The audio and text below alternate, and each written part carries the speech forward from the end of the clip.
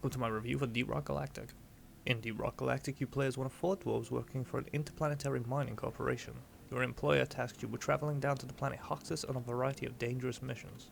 These missions will have you traversing through procedurally generated caverns across the planet's multiple continents, each of which have different biomes. Each biome has their own aesthetics, hazards unique to their respective zone, and contain more or less of certain minerals. This allows for additional variety and replayability when it comes to the missions.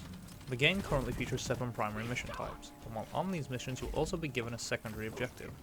The secondary objectives are optional, and upon a successful extraction back to base will reward you with additional credits and XP. Some of the mission's primary objectives will have you doing the following: mining and gathering the precious mineral Morkite, finding and repairing mini-mules and establishing a connection between a Delaric drop pod and a space rig, hunting down and exterminating several deadly glyphid dreadnoughts, and constructing and protecting a pipeline while you refine liquid Morkite. During all these missions you will face not just a challenge of the environment but also swarms of hostile alien bugs, so best be prepared. When selecting a mission from the mission terminal, you will be shown the estimated mission length and the complexity of the cave system. You will also be able to adjust the hazard setting, which changes the overall difficulty of the mission.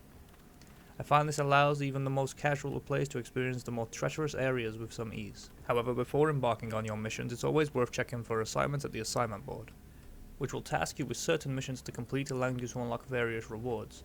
Missions can be also done through the deep dive system, which is unlocked once you've promoted any class at least once. Upon a successful deep dive you will be rewarded for your feat. This will include matrix cores, which can be used at the forge to craft additional cosmetics and weapon overclocks, which add incredibly powerful modifications to your weapons. While the game is primarily focused on cooperative play, in solo missions you have the option to be accompanied by the drone Bosco, who can mine, haul objects, and even revive you a limited number of times. This allows for a more balanced solo experience, which I find often is pushed to the wayside in these type of games. Most of my time has been primarily playing co-op sessions, but I've found solo sessions to be equally enjoyable. Each of the dwarves have their own unique class, all of which include a variety of weapons and tools unique to their specialization. As you'd expect, each of these classes feels different to play. While it may be optimal to have players take on different roles, the game does allow multiple people to play the same class simultaneously, which stops any squabbling over who's playing who.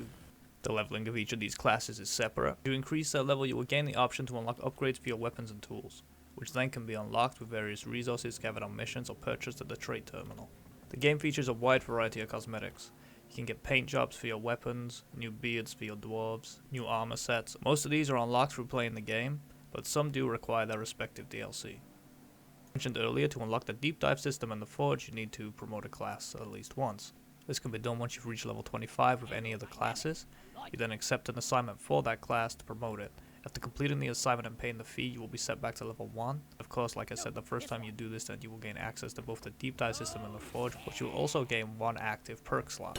Perks come in 2 different types, active and passive. These perks can be unlocked by acquiring perk points, which are awarded through completing milestones over the course of the game. Once unlocked, perks can be used by any class that has an available slot for it to be equipped. Since its full release in May of 2020, the game has had 2 post-launch content updates. What was left behind and Roughnecks at Work.